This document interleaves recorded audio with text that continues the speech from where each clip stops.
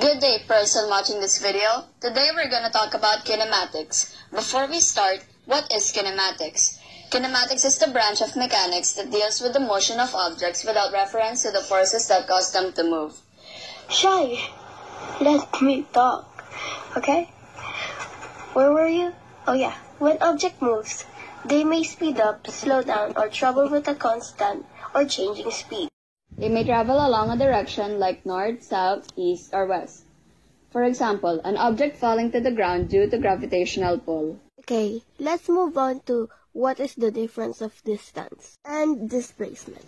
Hey guys, today we're going to talk about distance versus... Wait, let me check. Oh yeah, displacement. A displacement is a vector whose length is the shortest distance from the initial to the final position. And the distance is an amount of space between two things or person. The difference of displacement and distance is the distance is a scalar quantity that refers to how much ground an object has covered during its motion. And the displacement is a vector quantity that refers to how far out of place an object is. To you, Shai. Now let's talk about average speed and average velocity. Average speed is the distance traveled by any moving object per unit time. It's calculated by... dividing distance covered by the moving object by the time it took to cover the distance. Here's an example.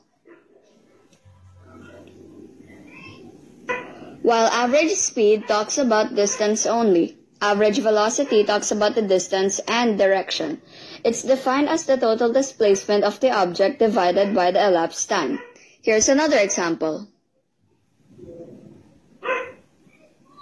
Now we're going to talk about the difference of scalar quantity and vector quantity. But first, what is scalar quantity?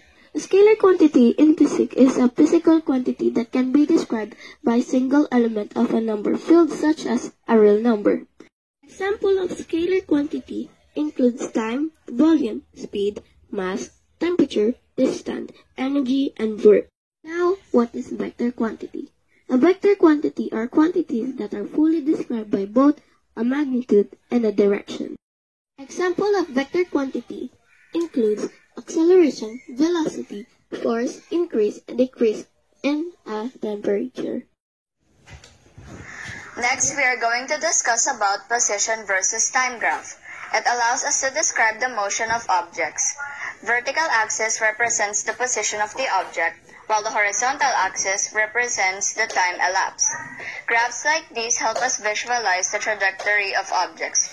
Here is an example of this kind of graph.